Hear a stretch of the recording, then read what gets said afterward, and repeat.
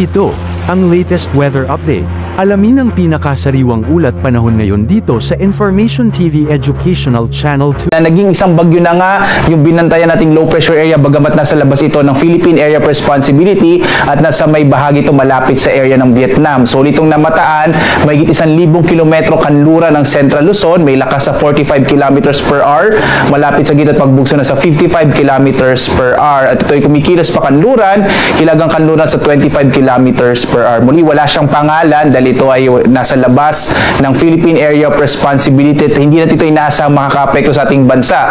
Malapit na nga ito dito sa may bansang Vietnam. Samantala, bagamat walang direktang epekto itong bagyong ito na nasa labas ng Philippine Area of Responsibility, patuloy na paitingin nito yung habagat na siyang magdadala ng mga pag-ulan, lalong-lalo na dito sa may kanlurang bahagi ng Luzon, partikular na nga sa may bahagi ng Palawan at Mindoro area. Kaya inaasahan pa rin natin ang malaking tsansa ng mga pag-ulan dito sa may area ng Palawan, ng Mindoro, Western Visayas, kasama din sa malaking bahagi ng Mindanao.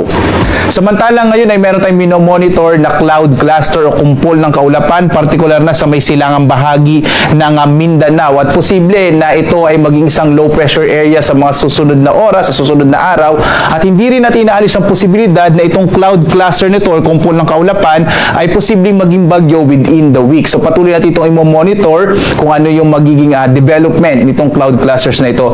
Bagamat sa ngayon, hindi pa natin masabi kung ito ay magiging bagyo, ay inaasahan pa rin natin na lalapit itong cloud clusters na ito sa Visayas at sa Mindanao. Kaya posible simula bukas at Miyerkules, malaki pa rin siya sa magtutuloy-tuloy yung mga pag-ulan, partikular na sa may bahagi ng Visayas, Mindanao, kasama din yung area ng Southern Luzon. Kaya sa mga kababayan natin dito sa may area ng Southern Luzon, Visayas at Mindanao, asahan natin this week malaki yung tsansa na magiging maulan yung panahon natin sa paglapit nga itong cloud clusters na ito na posibleng maging LPA at hindi tinalis din yung posibilidad na maging bagyo.